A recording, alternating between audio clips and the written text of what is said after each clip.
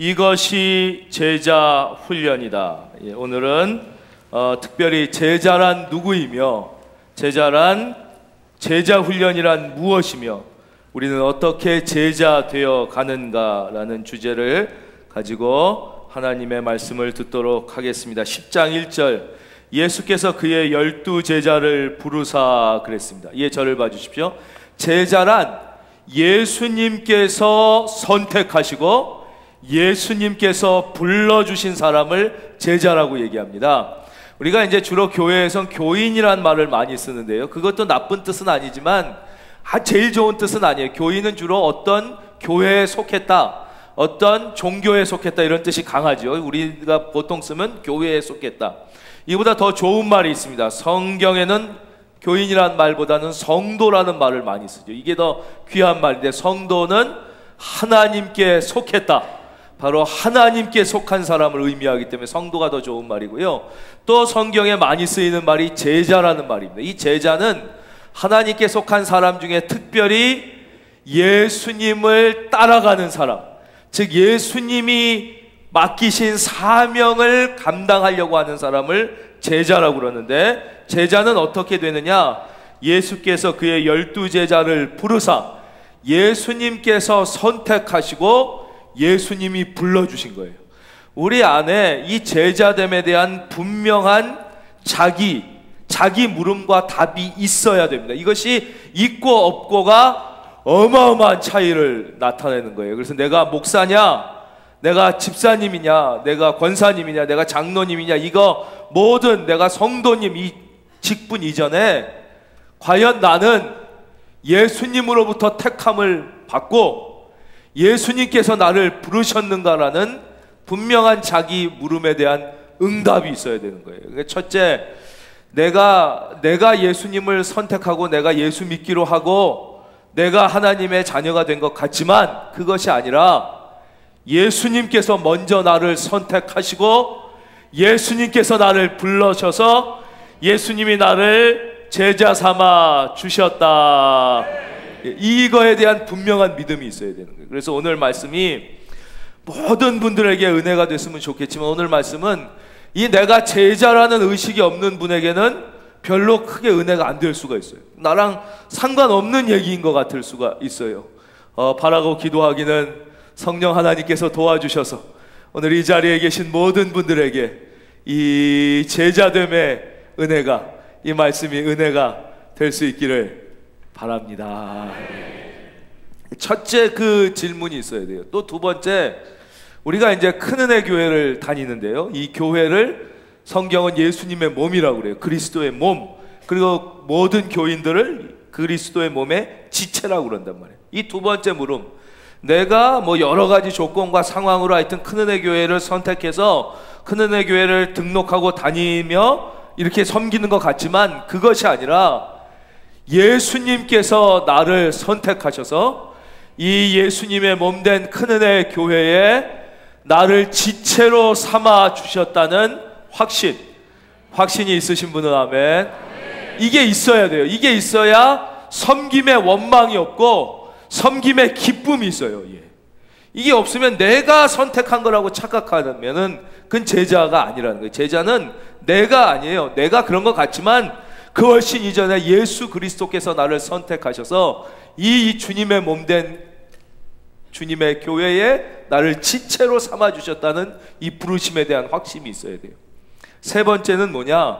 세 번째는 우리가 이제 다 마음속에, 성도님들은 내가 주님을 위하여 살고 싶다는 마음이 우리 안에 다 있지 않습니까? 내가 주님을 위하여 뭔가 일을 하고 싶다, 나의 시간과 나의 마음을 드리고 나의 물질과 나의 재능을 들여서 주의 일을 하고 싶은 마음이 있어요. 근데 이 마음이 무슨 나의 어떤 체면이나, 그래도 내가 교회 오래 다니고 내가 집사님이고 그런 것 때문이 아니라 뭐 사람의 부탁, 이것 좀 해주세요, 봉사해주세요, 뭐 선교 그래서가 아니라 나의 마음속에 이 주님을 위하여 일하고 싶고 헌신하고 싶은 이 마음이 하나님이, 예수님께서 나를 선택하셔서 나에게 맡겨주신 마음이라는, 믿으시면 아멘. 그 확신이 있어야 돼요. 이게 무슨 내가 체면이나 내가 뭐 사람의 부탁에 의하여 이 주의 일을 하는 게 아니라 내 마음속에 뭔가 주를 위하여 살고 싶은 마음이 드는 것은 예수님께서 나를 선택하셔서 나를 불러주셔서 나에게 이 마음을 주셨다. 왜냐? 이 제자됨에 자기 확신이 있어야만 바로 주님은 그런 영혼들을 하나님의 은혜로 위로하시고, 지칠 때마다 새 힘을 주시고, 또 우리가 믿음이 떨어질 때마다 그 믿음을 어루만져 주시는 은혜를 경험할 수 있기 때문이에요. 저와 여러분 모두에게 이 시간 이 제자됨의 확신이 새로워질 수 있기를 예수님의 이름으로 축원합니다. 그 제자예요. 제수야. 예수께서 그의 12제자를 부르사, 그럼 예수님은 어떻게 이 제자들을 선택하셨냐? 그 좀 자세한 과정이 누가복음에 나와 있습니다. 제자를 이렇게 10장, 마태복음에는 그냥 부르신 것만 나와 있는데 누가복음 6장을 보겠습니다. 누가복음 6장 12절. 예, 우리 다 성경을 갖고 오신 분들은 6장 12절, 12, 13절을 한번 찾아봐 주세요. 누가복음 6장 12, 13절.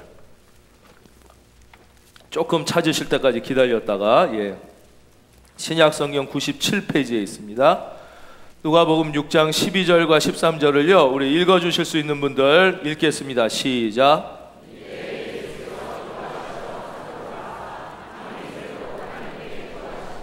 밝음에 그 제자들을 부르사 그 중에 12를 택하여 사도라 칭하셨으니, 바로 예수님이 기도하시러 산으로 가사 밤이 새도록 하나님께 기도를 하신 거예요. 즉 제자란 예수님의 기도의 열매이며 또 동시에 제자란 기도로 세워져 간다는 거예요. 예수님은 하나님이시지만 우리에게 직접 본을 보이셔서 밤이 새도록 평소에도 기도하셨지만 기도하시고 제자를 세우신, 즉 제자란 예수님의 기도의 열매이며 동시에 또 그 기도를 통하여 제자로 이렇게 세워져 가는 것입니다. 거의 20세기와 21세기에 모든 인류의 존경을 받고 사랑을 받는 거의 성자, 성인의 위치에 있는 분이 한 분 계세요. 우리가 잘 아는 그 남아프리카 공화국의 대통령까지 하셨던 넬슨 만델라라는 분이에요. 우리 잘 아시지만 잠깐 사진 저분 유명한 분이시죠. 얼마 전에 돌아가셨지만, 예, 넬슨 만델라라는 분이에요. 저분은 잘 아시겠지만 남아프리카 공화국은 아주 인종 차별과 핍박이 어마어마하게 심한 데였어요. 그래서 10%도 안 되는 백인이 90%가 넘는 흑인을 억압하고 핍박하고 다 뺏고 어마어마하게 차별하고 이런 곳에서 이분이 이 정의를 위하여, 민주 또 약한 자들을 위하여 이제 열심히 사시고 투쟁하다가 이제 잡혀서 감옥에 들어가게 되잖아요. 감옥에 들어가가지고 처음에 막 사형받습니다. 사형받고 무기징역 받고 실제 감옥에서 27년을 복역해요. 정말 끔찍한. 그 27년 사람이 한 10년만 그렇게 감옥에 있다 나오면 영혼이 다 피폐해지고 정신과 육체가 다 무너지는데, 이분은 27년 후에 나오는데 더 건강해지고 더 막 밝은 막 천사 같은 얼굴로 나왔던 분으로 유명한데, 이분이 자기 고백을 하시더라고요. 이분이 이제 아주 오랫동안 감옥 생활을 하면서 거의 주로 이제 감옥에서 노동을 시키는데 채석장에서 자기 일을 하게. 채석장이 제일 힘든 데입니다. 그 돌 캐고 막 채석장에서 막 중노동을 하는데 마음에 백인 나쁜 놈이다 이런 생각이 들더라는 거예요. 정말 나의 모든 거를 다 자유만 뺏어나간 게 아니잖아. 모든 걸 손들일 때 뺏고 가족도 다 뺏고 나를 이 제일 힘든 채석장에서 이런 일을, 정말 나의 모든 걸 다 뺏겼구나. 백인 나쁜, 이런 미운 마음이 들더라는 거예요. 근데 그 순간 하나님이 좋은 생각을 주신 거예요. 근데 내가 다 뺏긴 게 아니구나. 백인이 나의 걸 다 뺏어간다고 했지만 나의 신앙을 뺏지 못했구나. 나의 기도 드릴 수 있는 이 마음, 하나님과 교통할 수 있는 이 기도는 빼앗지 못했구나. 나에게 감사할 수 있는 이 생각은 빼앗지 못했구나. 이거는 빼앗기지 않았구나. 내가 결단코 백인이 나의 모든 걸 다 뺏어도 신앙, 하나님을 빼앗기지 않으리라. 내가 기도를 빼앗기지 않으리라. 내가 이 감사하는 좋은 생각을 빼앗기지 않으리라. 그래서 그분이 그 속에서 신앙이 깊어지고 하나님과 기도로 교통하고 감사하면서 매일 하루에 의무적으로 3가지 감사를 찾아 감사했다고 그러지 않습니까? 기도하면서 나올 때 얼마나 건강하게 나오고 완전 천사같이 나와서 다시 남아프리카 공화국의 이제 대통령이 되시면서 다 용서하고, 만약에 그 용서 안 했으면 90%의 흑인들이 막 백인 죽이고, 그럼 우리나라 6.25보다 더 끔찍해지고 막 다 완전 남아프리카 공화국 난리 났을 텐데 6.25보다 더 끔찍하지 않았? 뭐 다 화해하고 평화. 남아프리카 공화국이 지금 아프리카에서 아주 잘 사는 나라입니다. 다 용서하고 이해하고, 그래서 진짜 승리한 거예요. 진짜 전 세계인들에게 백인 뭐 흑인뿐만 아니라 인종을 초월하여 존경을 받고 진짜 승리를 이룩한 분이 바로 이 넬슨 만델라는 거예요. 우리도 이 마찬가지예요. 이 제자란 무엇이냐? 여러분, 살아가는데 뭐가 제일 힘드세요? 일 때문에 우리가 힘들기도 하지만 그건 그렇게 힘든 게 아니에요. 인간관계 때문에 힘든 겁니다. 인간관계가 너무 힘들어요. 예, 가족끼리도 그 인간관계 때문에 힘든 거예요. 그 직장인들도 다 신문사에서 뭐가 제일 힘드냐 연말에 조사하면 뭐 일이 너무 힘들다, 이건 몇 % 안 돼요. 다 인간관계가 힘들다는 거예요. 근데 이 인간관계가 어떻게 좋아질 수 있느냐? 우리의 힘으로 안 돼요. 공부 많이 한다고 인간관계가 좋아하면 요즘처럼 다 대학 나왔는데 왜 이렇게 인간관계가 더 꼬입니까? 인류대학 나왔는데 왜 더 사람 관계가 꼬이고 박사학위 받고, 그런 거랑 아무, 공부랑 머리 좋은 거랑 인간관계는 아무 상관이 없어요. 인간관계는요, 우리가 기도하는 사람이 될 때 하나님께서 어루만져 주시는 거예요. 그래서 그 관계 가운데 개입하시고 함께 하셔서 우리가 기도드리면 내가 하나님의 사람 제자로서 성숙해 가면서 인간관계 가운데 하나님이 개입하셔서 어루만지고, 지금 당장은 되게 힘든 관계인 것 같아도 내가 기도를 계속하면 이 인간관계는 결국 좋은 것으로, 믿으시면 아멘. 잘 열매 맺는데요. 지금 당장 친하고 뭐 간을 빼줄 것 같이 하고 막 맨날 놀러 다니고 막 사이 좋은 것 같아도 기도가 없는 인간관계는 반드시 마지막에 친했던 사람들한테 배신당하고 문제 생기고 다 박살나는, 마지막에는 그게 안 좋게 결과가 되는 것이. 제자는 기도로 세워진 존재이며 기도로 살아가는 존재. 여러분의 마음속에 이 기도의 특권을 빼앗기지 말기를 주의 이름으로 축원합니다. 기도에 예수께서 그의 12제자를 부르사. 그러면 이제 왜 예수님이 이런 사람을, 나 같은 거를 제자로 불렀나를 좀 살펴보려고 그래요. 10장 2절부터 보면 제자에 대해서 나와요. 12사도의 이름은 이러하니 베드로라 하는 시몬을 비롯하여 그의 형제 안드레, 세베대의 아들 야고보, 그의 형제 요한, 빌립과 바돌로메 쭉 나와요. 예. 이제 다음 시간에 우리가 제자에 대해서 좀 자세히 살펴볼 텐데요. 일단 제자들 하면 우리가 다 알지요. 이 중에 문벌 좋은 사람이 거의 없어요. 이 중에 학벌 좋은 사람이 별로 없어요. 이 중에 인격이 아주 훌륭한 사람도 별로 많지 않아요. 다 막 교만하고 건방지고 서로 발 안 씻겨주려고 그래서 오죽하면 예수님이 씻겨줄 때까지 서로 막 내가 크겠다 그러고 막, 그렇다고 그래서 그러면 뭐 세상적으로 별 볼 일 없으면 영적으로라도 민감해요. 영적 이해력도 엄청 떨어집니다. 그래서 예수님이 십자가 지실 걸 그렇게 얘기해도 못 알아들어요. 예수님이 십자가에 죽으시고 3일 만에 부활하실 걸 얘기해도 못 알아들어요. 그게 뭔 얘기인지 모르고 그냥 어떻게 잘 되게나 해주세요. 막 영적 이해력도 막 떨어지는 이런 사람들을 다 제자로 삼으셨다는 거예요. 참 이해가 안 가요. 우리 자신을 봐도 비슷해요. 우리도 보면 뭐 별로 믿음도 안 좋고 그렇게 착한 사람도 별로 없고, 우리도 또 변덕이 죽을 듯 하잖아요. 믿음 좋다 그래도 좀 좋을 때는 막 잘 하는 것 같다, 조금 섭섭하면 믿음 툭툭 떨어지는 것 같고 막 변덕이 죽을 듯 하죠. 영적 이해력도 우리처럼 아둔한 사람이 어디, 나에게 해주시는 말씀인데 저건 우리 남편이 들어야 되는데 이런 생각이나 하고 있고, 저건 누가 들어야 되는데 뭐 이런 생각이 나면, 아둔한 거 우리 비슷해요. 근데 왜 예수님이 우리를, 바로 이 제자들이 나중에 어떻게 됩니까? 그 전 세계에 나가 복음을 전하고 예루살렘 교회를 세우고 복음의 기틀을 놓고 주님을 위하여 다 순교하는 어마어마한 인물들이 되는 거예요. 왜냐? 예수님은 이 별 볼 일 없고 형편없는 제자들의 현재만을 보신 게 아니라 예수님은 그들의 미래를 보셨던 거예요.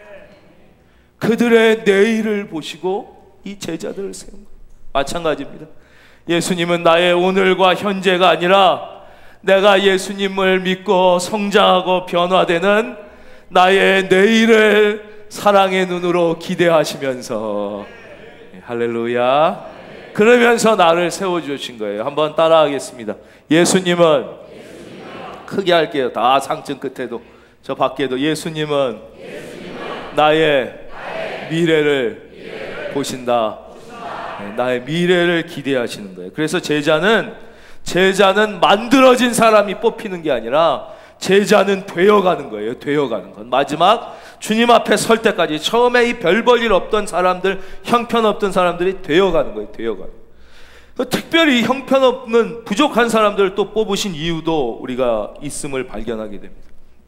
제가 이제 목사님들을 보면 아주 최고 좋은 명문대 출신들 목사님들이 많아요. 최고 좋은 데 나오고 아주 최고 좋은 신학교 들어와서 거기서도 막 수석, 차석, 막 뭐 10등 안에 들고 우수한 성적, 영어, 뭐 독어, 히브리어, 헬라어 막 능통하고 라틴어 뭐 가문도 믿음의 3대, 4대 막 하고, 막 무슨 우리 초대 교회 막 서상륜 이런 분들 자손들도 막 있고 막 있어요. 예.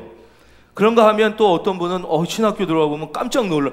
어떻게 저런 학교 나온 분이 신학교 들어와? 막 전혀 이름도 처음 듣는 지방의 무슨 사립대 출신들 뭐 이런 데도 들어오고, 막 들어와서도 막 공부를 못 따라가요. 막 독어 막 정신 히브리어 헬라어도 모르고 막 정신없 막 정말 어렵게 막 졸업하고 뭐 이런 분들이 있어요. 그러면 끝나고 총동문회 뭐 이런 거 하면 그런 목사님들 또 그렇게도 못해서 저 지방에 있는 이름 없는 신학대학원 뭐 신학교 이런 거 나오고도 또 목사님 하는 분들도 계셔요.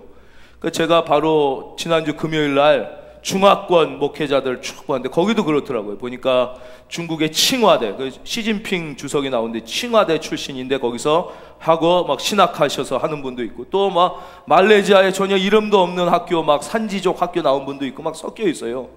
그러면 이제 모이면 이 가문도 막 신앙 3, 4되고 막 공부도 잘하고 뭐 좋은 학교 나오고 이런 분들은 자신감이 있어요. 또 말도 탁 잘하고 진짜 똑똑해요. 막 이렇게.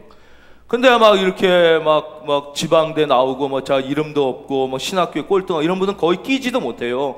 말도 못하고 거기 보면 뭐 저쪽에 찌그러져 있고 뭐 아는 게 없으니까 막 히브리어 헬라어 얘기하면 그냥 조용히 그냥 있고 뭐 이래. 또 그런데 제가 이제 졸업한 지 한 20년 이상 지나고 50대면서 이렇게 총동문회 모이고 이러면요, 이게 역전이 돼 있어요. 그때 뭐 아무 말도 못하고 뭐 나쁜 학교 나오고 그래서 그냥 조용하고 있던 분들은 막 잘 되어 있는 분이 많은 거예요. 왜? 이분들은 내가 부족하다는 걸 아니까 겸손해요. 그 자꾸 배우려고 그러는 거예요. 저분은 뭐 어떻게 하면. 그리고는 교회 가서도 교회만 사랑하고, 나 뭐 그 히브리어 헬라어 모르면 우리 성경 열심히 읽고 기도하고 자꾸 막 겸손해지니까 점점 자라나는 거예요. 그러니까 나중에 한 졸업하고 20년, 30년, 50대니까 이런 분들이 이제 막 큰 목회하고 영향력을 막 발휘하고, 물론 안 그런 분도 있지만 많이요. 막 좋은 학교 나오고 막 처음부터 막 쫙쫙 잘 나가고 막 이랬던 분들은 오히려 찌그러지는 분들이 많아요. 뭐 거의 힘들어. 막 교회도 힘들고 막, 왜냐? 나는 벌써 기도에 몇 3대야 무슨 뭐 어째 뭐 이러다 보니까 잘 겸손해지질 않아요. 다른 사람 말 안 들어. 뭐 난 다 이거 뭐 다 한 거 내 신학교 다닐 때 1등 했는데 뭐 네가 뭘 알아? 이러다 보니까 20, 30년 지나면 많이 기울어져 있는 걸 보는 거예요. 기울어져 있는. 이게 역사적으로도 우리가 그런 걸 많이 봅니다. 역사에 보면 정통성 없이 정권을 잡은 사람들이 있어요. 예를 들면 당나라의 가장 위대한 임금, 그분 당태종 이세민 같은 분은 얼마나 이분이 훌륭합니까? 정관의 치, 중국 역사에 제일 유명한 존경받는 제왕이잖아요. 근데 이 사람이 아주 정통성 없이 왕이 됐어요. 왕 되려고 막 형 죽이고 막 동생 죽이고 막 아버지 쫓아내고 막 이렇게 해가지고 왕이 되니까 국민도 다 알아요. 저건 정통성 없이. 그러다 보니까 왕이 된 다음에 겸손해요. 내가 참 이게 왕 되지 못할 사람이 됐으니까 그러면 신하들이 좀 가르쳐 주십시오. 그래서 어떻게 하면 좋은 왕이 됐는지 가르쳐 주세요. 막 그래서 위진 같은 신하 통해서 정관정요라는 책 써서 날 가르쳐 주십시오. 외교는 어떻게 해야 되는지 모르겠네요. 가르쳐 주십시오. 교육도 이렇게 해가지고 이게 어마어마하게 역사의 훌륭한 임금이 되는 거예요. 우리나라 역사도 그렇죠. 우리나라도 조선시대 3대 태종 같은 사람이 정통성이 없이 왕이 됐어요. 막 아버지가 다른 막내에게 왕 준다 그러니까 막 싫다고 막 그러고 막 형제 죽이고 막 다 막내 죽이고 막 아버지 막 저쪽 함흥으로 가고 왕이 됐어요. 그러니까 다 백성도 알아요. 저 사람 정통성 없이 왕. 그러니까 겸손해. 아유, 신문고를 만들게요. 뭐라든지 말씀해 주시면 듣겠어요. 막 다 듣고 자기 막 마음에 드는 게 아니라 세종 이런 훌륭한 사람이 왕이 돼야 되겠다. 그래서 그 아들이 세종 돼서 나라가 태종 때부터 엄청나게 발전한. 영조대왕 같은 분도 어머니가 무술이야. 예, 아버지는 왕이지만 귀족 양반 출신과 무술이니까 아유, 저는 이거 정통성에 문제가 있으니까 내가 열심히 잘해야 되겠다. 이래가지고 영조대왕 때 나라가 엄청나게 발전하고 막 이래. 그런데 가까이도 비슷한 것 같아요. 가까이도 보면 우리나라에 국민이 대통령으로 안 세웠는데 된 분들이 계세요. 몇 분. 그렇죠? 그러니까 이런 분들은 바보가 아니니까 자기도 알아요. 국민들이 자기 싫어한다는 걸. 왜 우리가 투표로 뽑은 대통령이 아니라는 걸 아니까 대통령이 된 다음에 겸손해요. 그래서 아유, 저는 군인만 해가지고 머리가 별로 안 좋으니까 외교는 잘 모릅니다. 외교는 훌륭한 분들, 외교의 전문가. 그래서 우리나라 그때 역사에 보면 탁월한 이모, 박모, 탁월한 외교사에 걸출한 외무장관들이 많이 나왔어요. 예. 교육. 제가 교육 알겠습니까? 전 나라나 지켰으니까 교육은 교육에 뛰어난 선생님들 이런 분들이 해주시면 교육이 잘 되겠습니다. 막 이렇게 하는 거예요. 예. 경제, 우리가 철책선만 있어요. 경제 잘 모르니 경제는 당신이 대통령입니다. 아주 존경받는 훌륭한 분들 많잖아요. 우리나라에 인재 막 세워요. 그래서 별로 정통성 없이 된 그때 보면 지나고 봤더니 경제도 막 엄청 발전했고 막 좋은 인물도 많이 나오고 나라가 엄청 발전하는 거예요. 왜 하나님이 나 같은 우리 같이 부족한 사람을 택하여 예수님이 제자로 삼으셨냐? 나는 부족합니다. 나 같은 걸 하나님이 불러 구원하시고 제자 삼아 이 고백이 있으신 분은 아멘. 그러니까 우리는 겸손하게 자꾸 말씀을 듣고 하나님 가르쳐 주십시오. 예수님 가르쳐 주십시오.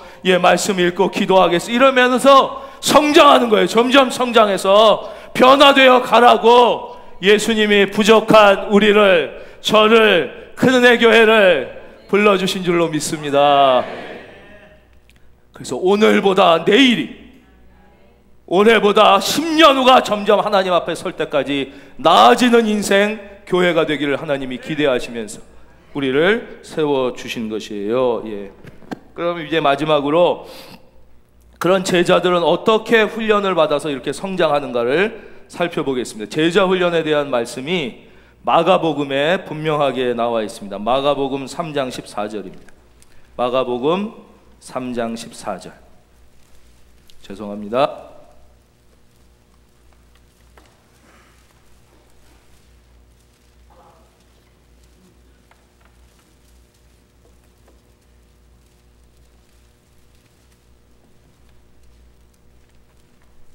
마가복음 3장 14절.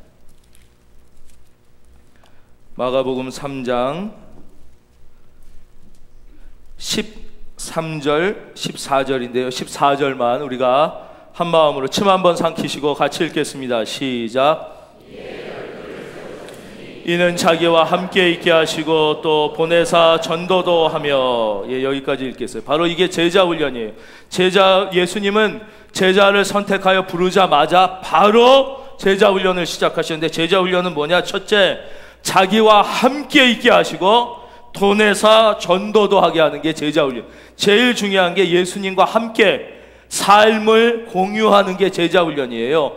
제자 훈련이 무엇이냐를 분명히 알아야 돼요. 물론 제자 훈련은 성경 공부도 제자 훈련이에요. 그러나 성경 공부가 제자 훈련이 아니라는, 우리는 성경 공부하고 무슨 교회처럼 특별히 귀납적 연구를 하냐, 연업적 연구를 하냐, 그래서 하고 나중에 삶 나누고 적용하자 그러고 하고 헤어지고 그것도 물론 한 종류일 수 있지만 그게 진짜 제자 훈련이 아니야. 제자 훈련은 뭐냐? 예수님과 삶을 공유하는 것입니다. 달라스 윌라드라는 분이 있습니다. 이분이 2013년 얼마 전에 돌아가셨는데, 달라스 윌라드라는 21세기의 C.S. 루이스라는 아주 위대한 주의 종이 있어요. 그러니까 이 평신도들 중에는 이 달라스 윌라드에게 내가 엄청난 영향을 받았다. 이런 분들이 뭐 우리나라도 그렇고 미국, 영국에도 그렇게 많지는 않습니다. 그런데 탁월한 교회 지도자들 중에는 이 달라스 윌라드를 만나고 뒤집어진 사람이 무지하게 많습니다. 대단한 사람입니다.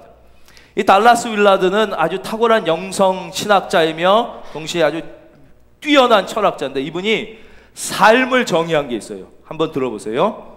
살아있다는 것은 무엇이냐? 삶을 뭐라고 정의했냐면, 살아있다는 것은 현실을 경험하는 것이다 그랬어요. 그러니까 우리가 지금 살아있잖아요. 살아있다는 건 뭐냐? 현실, 지금의 이 현실을 경험하는 것이 살아있다는 거예요. 그럼 죽었다는 것은 뭐냐? 반대로 현실을 경험할 수 없는 것인 거예요. 그렇잖아요. 죽어 있으면 지금 찬지 더운지 바람이 부는지 비가 오는지 햇빛이 이런 거 전혀 경험이 안 되는 거예요. 그게 죽음이. 살아있다는 건 현실을 경험하는 거예요. 그러니까 의식이 없이 코에 이걸 끼고 만약에 중환자실에 누워 계시다면 이분은 지금 사실 살았으나 죽은 거예요. 수업은 있지만 현실을 전혀 경험하지 못하는 가운데 살아있는 게, 살아있다는 건 무엇이냐? 현실을 경험하는 거라고 해서 경험. 그러면 친밀함이란 무엇이냐? 친밀함이란 이 살아있음을 함께 나누는 것이라고 했어요. 그러니까 제자훈련은 예수님과 함께 있는 거예요. 예수님과 친밀해지는 건데, 제자훈련은 뭐냐? 예수님과 삶을 공유하는 거예요. 그러니까 예수님과 현실의 경험을 공유하는 게 제자훈련이에요. 그러니까 조금 이해를 돕기 위해서 말씀드리면, 저는 아파트에 삽니다. 예, 아시는 분은 아시겠지만, 그러니까 아파트는 보시면 벽과 벽으로 쫙 붙어 있단 말이에요. 근데 제 방이 있고, 말하자면 안방이 있고, 제가 자는 중간에 거실이 있어요. 그리고 애들 방이 있습니다. 그러니까 저와 아들, 딸은 저희 방에서 공간이 중간에 거실이라는 공간이 넘어가 있을 때가 많아요. 잘 때도. 그렇죠? 그런데 저랑 더 가까이 사는 사람이 있어요. 더 가까이 자는 분이 있어요. 그분이 누구냐? 우리 집사람이 아니라 우리 옆집 사람이에요.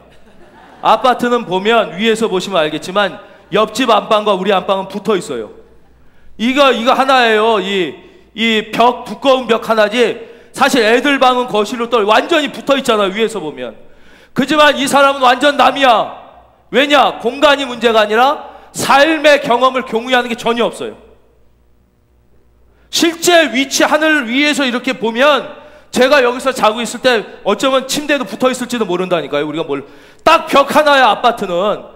근데 이 사람은 아무리 공간적으로 붙어 있어도 왜 삶의 공유가 전혀 없어요, 저랑. 예. 그러니까 이건 남인 거예요. 남. 자녀는 거실이 떨어져 있어서 준하야 와라, 뭐 밥 먹고. 그러니까 우리가 왜 현재 가족끼리도 남이냐면, 같이 거실에 만약에 있어도요, 아빠는 신문 봐, 엄마는 드라마 봐, 아들은 컴퓨터에, 딸은 핸드폰에.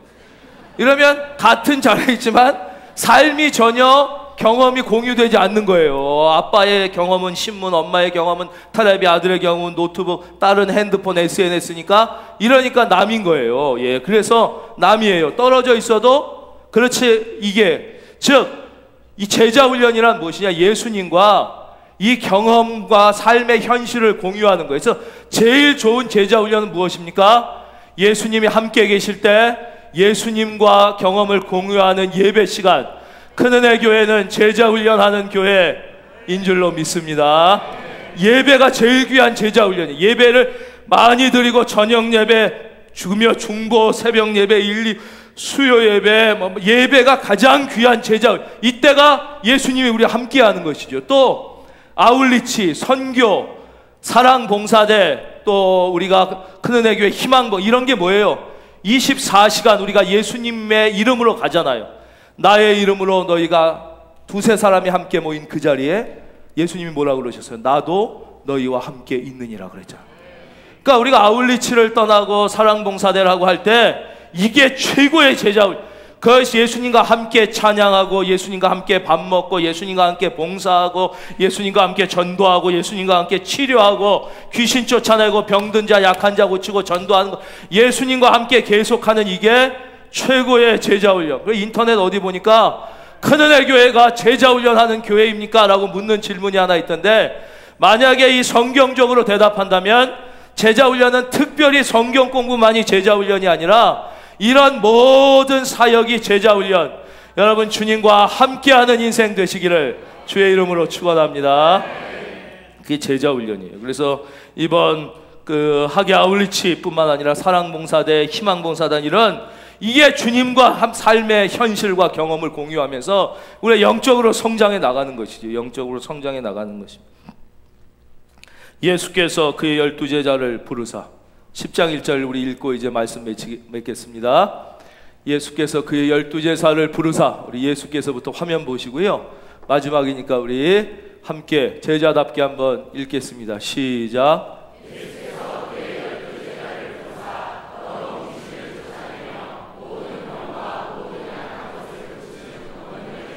아멘. 예수님은 먼저 우리에게 악한 영을 제압할 수 있는 권세를 주셨어요. 그래서 예수 믿는 사람은 무슨 사주팔자, 운세, 악한 영 이런 건 이미 주님이 권세를 주셨으니까 신경 쓸 필요가 없는 거예요. 우리는 그냥 주일날 아니면 언제 결혼해도 되고 언제 이사 가도 되고 다 되는 거예요. 늘 우리는 모든 관계도 마찬가지. 그런 걸 뭐라 그래요? 궁합 이런 거에 우리는 완전 자유로워요. 그것뿐만 아니라 악한 영을 우리에게 제압하는 권세를 주셨으니까 먼저 여러분 속에 있는 악한 영을 예수의 이름으로 쫓아내시기를 바랍니다. 예. 그리고 우리에게 병과 약한 것을 고치는 능력을 주셨는데 문제는 우리가 이것을 너무 안 쓰니까 아예 안 쓰기 때문에 이걸 아예 못 받거나 안 받은 것으로 이제 생각하는 경우가 많은 거예요. 하나님이 이미 주신 건데 우리가 이 권능을 사용하지 못할 때가 많습니다. 우리 지난 주일 저녁에 우리 병든 분, 환우들 또 약한 분들 위하여 치유 기도를 드렸는데 성도님들이 많은 은혜를 받으시고 많이 나오셨어요. 치유 기도도 딱 그럼 달랑 한 번 한다고 끝나는 게 아니에요. 우리가 치료도 또 여러 번 받듯이 치유 기도도 우리가 기도를 많이 할수록 하나님이 기뻐하시고 그래서 오늘 저녁에도 우리 환우들과 각양 약한 분들을 위하여 우리가 예수님의 이름으로 치유를 선포하고 간구하는 치유 기도의 시간이 있습니다. 우리 나와서 기도할 때 모든 악한 것은 떠나가고 약한 것은 튼튼하여지고 병든 몸은 치유받는 은혜가 임할 줄로 믿습니다.